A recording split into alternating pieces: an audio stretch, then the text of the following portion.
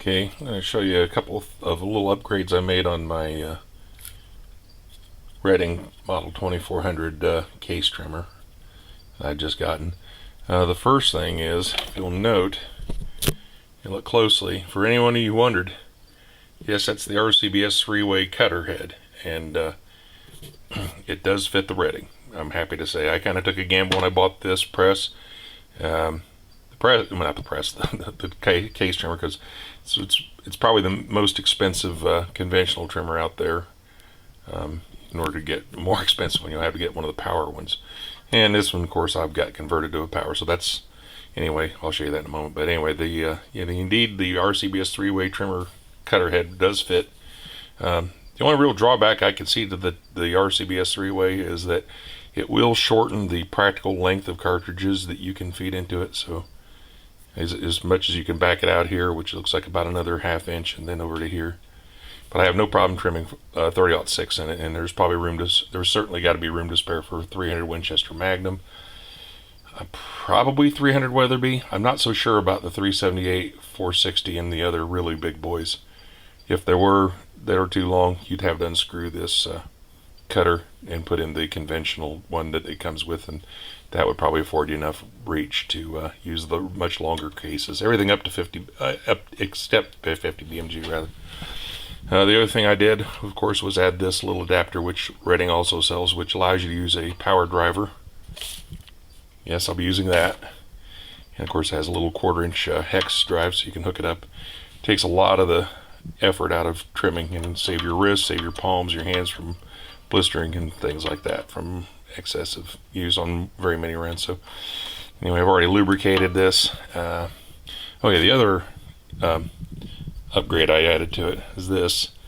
It comes in 2 parts, and there's the upper part. Anyway, these are rare earth magnets that hold it on here, so you just slide this on here. I bought this, was it 3load3d.com, I think it was. There's another guy who makes one for the Redding as well, but his sits up much higher, and I was concerned it might get in the way of the cutter head, whereas this one sits as far down as it can, and then it goes just like that, and then you can position it fore and aft according to how far the cutter head is away, and it keeps all the shavings out of the way, and it catches them all. So that's a really nice little upgrade I added to this.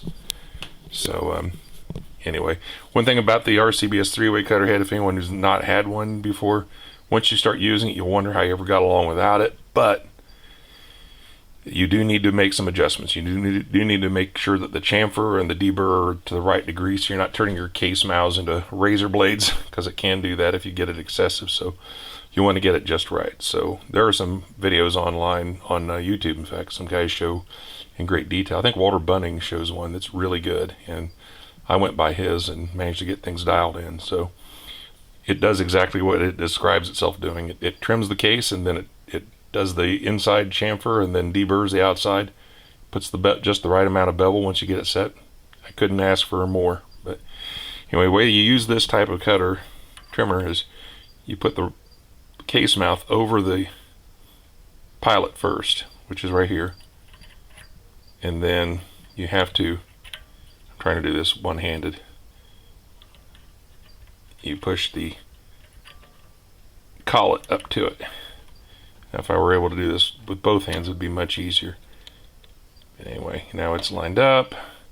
You want to do it this way first. Rather than clamp it up in the collet behind and then move it up to the cutter head, this is the way you want to do it, because this lines it up properly. And once you get it there, you have to hold in this plunger, which stops the shaft from rotating. So I can just do this and at the same time as holding the camera. Now it's held in place, and in order to do a trim, I'm going to just trim one case. Put your driver on there. Everything's already set up, by the way. There are detailed videos on how to set the micrometer for depth, but I've got it just right already. So anyway, oops. One thing about using this cutter head is it does have a little more friction. Yeah, hold on a minute here. I'm going to have to set this down to get it clamped down properly. There. just that last little bit. Okay, now I can hold it. So when you go into the cutter head, what you want to do is get it spinning a little bit and then move into it. Move into it slowly, not all at once. I'm having a hard time here getting it to hang on. There we go. And then once it starts cutting, it does a really nice job.